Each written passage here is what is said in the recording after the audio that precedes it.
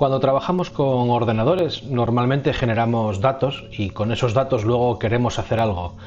Normalmente esos datos nos sirven para poder hacer más negocio o más trabajo, y en ocasiones los datos son puramente elementos temporales que necesitamos mantener o albergar porque son componentes operativas más, es decir, necesitamos tener esos datos para poder seguir funcionando. A veces elegir la base de datos correcta o el motor que nos va a manejar esos datos de forma correcta no es tan sencillo, y en ocasiones podemos tener dudas al respecto de si es mejor implementar una base de datos relacional, una no relacional, una documental o una de otro tipo. En el día de hoy vamos a hablar de una base de datos en concreto, que es Redis, y vamos a describir cómo funciona Redis, para qué se utiliza, algunos patrones de arquitectura respecto del uso de Redis y algún detalle más que luego veremos en la pantalla. Pues como te decía, Redis es una gran herramienta y nos permite utilizarla de muchas maneras. La mayor parte de las personas piensan que Redis es simplemente una base de datos clave-valor, pero realmente Redis es muchas cosas más. Como dice en su propia página de su proyecto, Redis se define a sí misma como una base de datos, no especifica si tiene que ser clave-valor o no, una base de datos. Es también una caché, un broker de mensajes, incluso también puede ser utilizada como un motor de streaming porque tiene estructuras de datos en memoria. Esto de tener las estructuras de datos en memoria es tremendamente importante porque, a diferencia de otras bases de datos donde hay que hacer marshalling a disco y eso representa tiempos de acceso más largos y algunas otras incompatibilidades o problemas en general, como los bloqueos cuando hay múltiples accesos, Redis no tiene estos problemas, pero déjame que voy a explicar más. Redis soporta replicación, scripting con Lua, lo que se denomina erradicación de claves, eliminación de claves en base a ciertos patrones como LRU, Last Recently Used, LFU, Least Frequently Used, el menos frecuente, de forma aleatoria, claves eliminadas de manera selectiva mediante un tiempo de vida, pero es que además también soporta publicación, suscripción, algo que en este canal ya es bastante conocido porque ya hemos estado hablando de AMQP recientemente y con anterioridad de MQTT, y también diferentes niveles de persistencia a disco. Ojo con este detalle, persistencia a disco. Aquellas personas que pensaban que Redis solamente era una base de datos clave-valor en memoria, pues ahora van a descubrir que realmente Redis puede guardar datos a disco. Como decimos, Redis opera con datos en la memoria RAM. Esto permite que los accesos a la memoria sean tremendamente rápidos. Hay cosas más rápidas que la memoria, ¿no? Cuando hablamos de las memorias de caché de nivel 1, de nivel 2, de nivel 3, son aún más rápidas porque están muy cerca del procesador. Lo siguiente más rápido cerca del procesador es la RAM, y por eso Redis decide ubicarse ahí, en la RAM. Al no utilizar disco o al no hacerlo de manera constante, puede manejar también unas estructuras de datos que sería muy complejo poder replicarlas dentro del disco. Esas estructuras de datos empiezan siendo sencillas, como strings, listas, hashes, sets o sets ordenados, pero empiezan a complicarse cuando, en el caso de Redis, se utilizan strings dinámicos, empiezan a utilizar listas enlazadas, listas concatenadas, tabla de hashes, sets de enteros, incluso algunos modelos que son difíciles de replicar en otros entornos, como por ejemplo las listas con índices. En efecto, Redis tiene todos estos modelos de datos y todos los puede operar en memoria, con lo cual es tremendamente flexible y muy eficiente. Además, cuando estamos hablando de que es eficiente, también es eficiente pensando en el acceso desde la red. A diferencia de otras bases de datos que manejan un pool de conexiones, en el caso de Redis solamente se utiliza un hilo y lo que se utiliza es un mecanismo interno de multiplexación de entrada y salida para poder dar cabida a la realización de múltiples operaciones de forma escalonada o de forma organizada. Claro, esto permite, al solo tener un hilo, que no haya otros problemas tradicionales de los pools de conexiones, como es el problema del lock contention, que es no tengo más forma de poder darte acceso a hacer operaciones de base de datos, pues porque se ha acabado el mecanismo, el pool libre de recursos para poder hacerlo. ¿Cómo se utiliza Redis? Esto es tremendamente más complejo de explicar y como la idea de este canal es que sean píldoras de información muy breves que probablemente a partir de ahora haya que ir abriendo en otras sesiones más específicas de cada uno de estos temas, me veo la necesidad de explicarlo un poco por encima. Con las estructuras de base de datos básicas, generalmente lo que nos encontraríamos sería usos sencillos, como uso de una caché, uso de un contador, es decir, un elemento contador, bloqueos selectivos en aplicaciones de forma distribuida, como por ejemplo pues para mantener las sesiones de los usuarios, para mantener el sincronismo dentro de un clúster o cosas similares. Con las listas, con otra estructura de datos básica como es la lista, podríamos utilizar colas de mensajes. Es decir, estamos hablando de que podríamos emular el concepto de AMQP, pero con Redis. Es fantástico.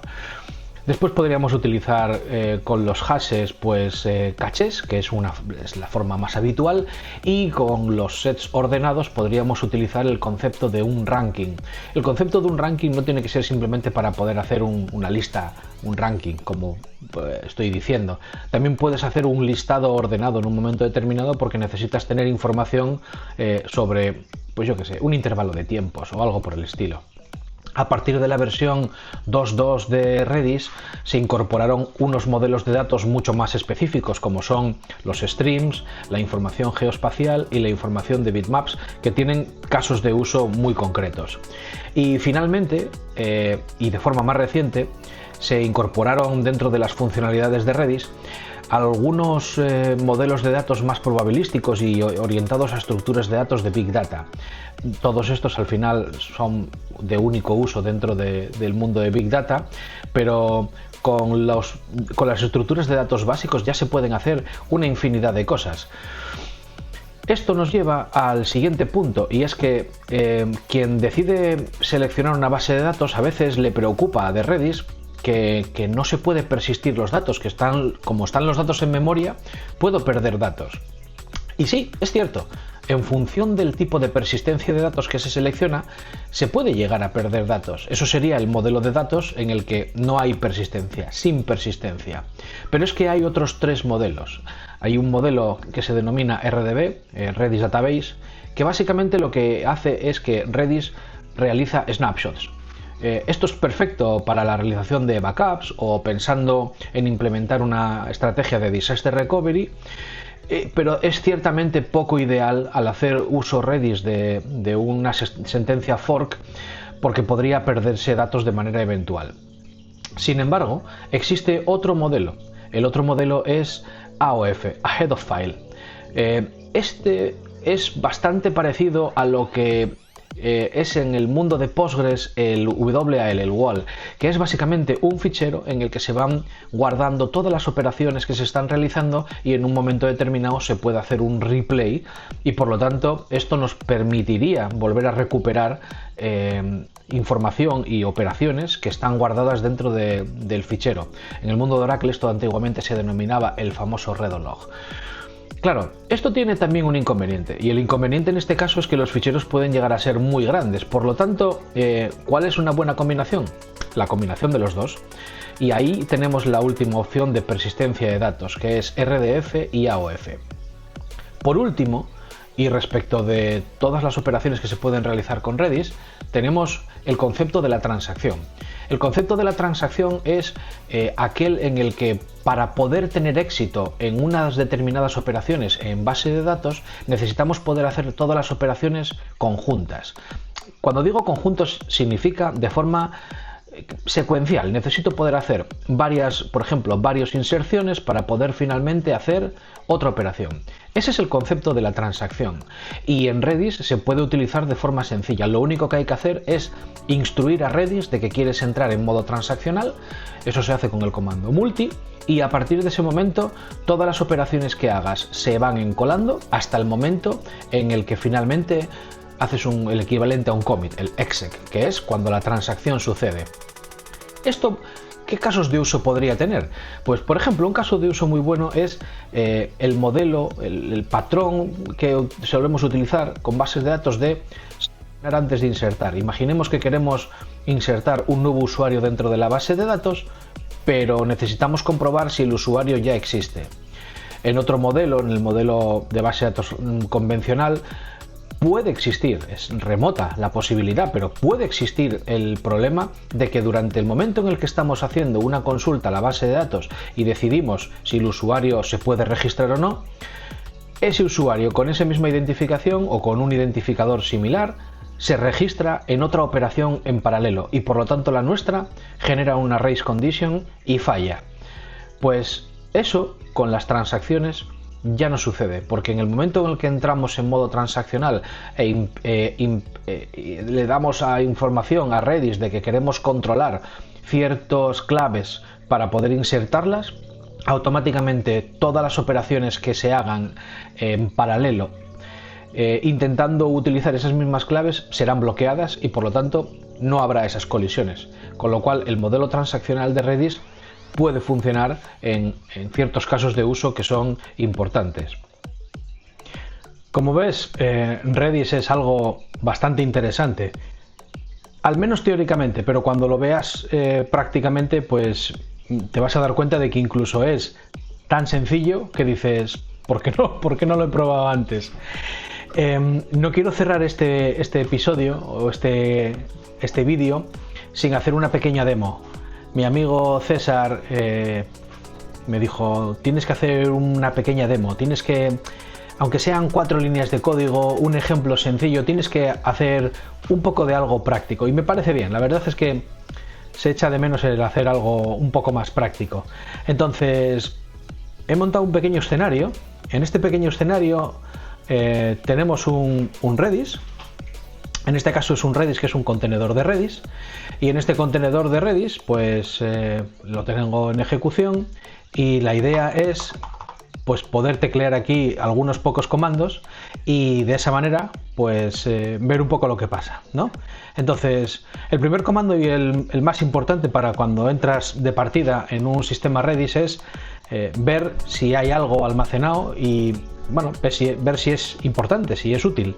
Entonces para eso lo que utilizamos es el comando keys y keys ahora mismo nos dice que la base de datos está vacía. En este caso Redis está recién instalado, es un contenedor y por lo tanto no tiene absolutamente nada. Entonces vamos a poner un par de claves y después vamos a ver una segunda pieza. La segunda pieza es un pequeño programa. Este pequeño programa lo que hace es se conecta a Redis, en este caso al contenedor, e intenta listar pues algunos datos que hay aquí. Para que este programa funcione, obviamente, pues vamos a insertar estas claves de esta manera. Esto es un hset. Vamos a insertarlo de esta manera y vamos a hacer que lo que se teclea en el terminal, pues automáticamente lo puede extraer el programa a modo de test. Decía que las dos claves que vamos a utilizar, las dos órdenes que vamos a utilizar son set y hset. La primera es set. Set lo que nos permite es crear una clave y un valor asociado. Es lo más sencillo que podemos hacer con Redis. Entonces vamos a hacerlo aquí. Si tecleamos set, bueno, antes de nada estoy dentro del contenedor. Si quieres poder acceder, como yo, a teclear comandos directamente contra Redis, tienes que utilizar el Redis CLI, el Redis CLI. Así que si tecleamos Redis CLI, lo que hacemos es que nos conectamos directamente a Redis dentro del contenedor. Es la forma más sencilla, no quería hacer nada más complejo. Y desde aquí tenemos una cosa buena, y es que el CLI tiene la sintaxis, se autocompleta, de tal manera que no te la tienes que saber de memoria. Entonces, si tecleas keys, pues ya nos pregunta si queremos poner un patrón. Es un patrón, una especie de expresión regular. Redis asterisco, pues nos dice que no hay nada dentro de Redis. Si ahora yo quiero insertar, pues como ves ya nos va diciendo todas las opciones que podemos utilizar para poder insertar. Supongamos que voy a insertar una clave sencilla, clave y un valor que se va a llamar valor. Vamos a hacerlo al revés, vamos a hacer un foo var. Ya está, ok, se ha insertado. Ahora, ¿cómo podemos ver que realmente el contenido de la base de datos o de Redis está ahí? Esto lo podemos ver mediante un comando get con la clave que queremos llamar. El comando get lo podemos ver dentro de la documentación de Redis. Vamos a irnos aquí a la G, al comando get, y aquí está la sintaxis del comando get, que es lo que estábamos haciendo ahora mismo. Le das la clave y te devuelve el valor asociado. ¿Ok? Entonces, si volvemos al contenedor y le decimos, aquí, y le decimos que quiero hacer un get foo, pues ahí nos devuelve el contenido de foo, que es var. Pero vamos a hacer algo un poco más complejo. Vamos a intentar hacer un hset. Vamos a la documentación para que podamos ver juntos lo que es un hset, y vamos a ir aquí, hset, aquí está.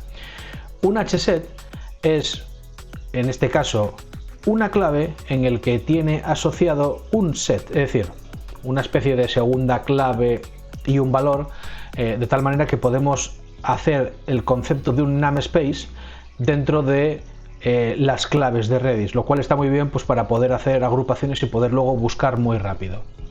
Entonces, si volvemos a nuestro contenedor y tecleamos un hset, pues vamos a hacer algo del estilo, vamos a hacer algo del estilo hset user, por ejemplo, my id. El campo que quiero utilizar va a ser email, y voy a poner un email de forma asociada que será mi email @correo.tlb, y ya está. Lo insertamos y ahí dice integer 1, se ha insertado un registro. Vamos a hacer un segundo registro para que el programa de ejemplo que creé funcione. Entonces vamos a insertar un segundo hset, user my id. Insisto, esto el mecanismo que estoy intentando hacer funcionar es el concepto de un namespace. My id,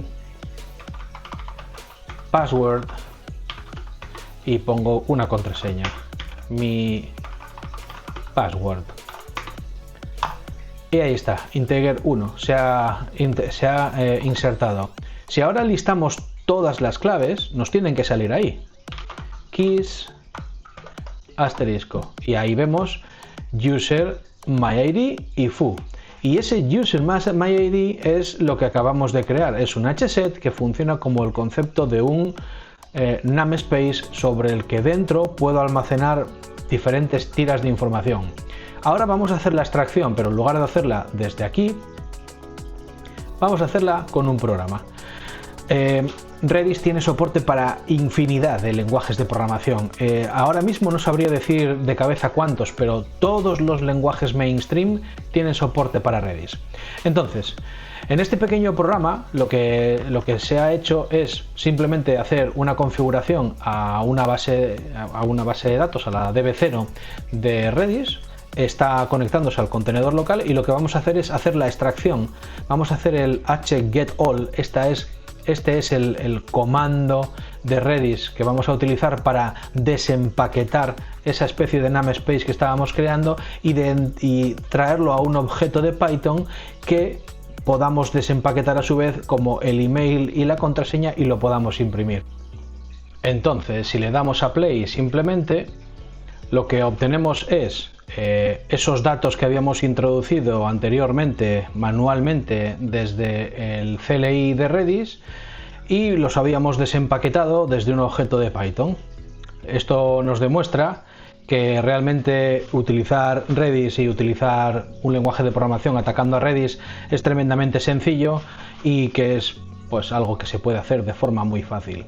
Así que, bueno, pues nada, este era el vídeo de esta semana. Por favor, deja tus comentarios aquí abajo y dime qué tal te parece el vídeo, si crees que poner algunos ejemplos de código o algo más interactivo es interesante o si es preferible que nos mantengamos simplemente ahí al nivel un poco más alto, un poco más teórico, un poco más de arquitectura. Y bueno, pues con lo que me digáis, pues vamos cambiando un poco la forma de hacer los vídeos. Así que nada, muchas gracias por estar aquí. Suscríbete si no estás suscrito y nada, que nos vemos próximamente. Chao.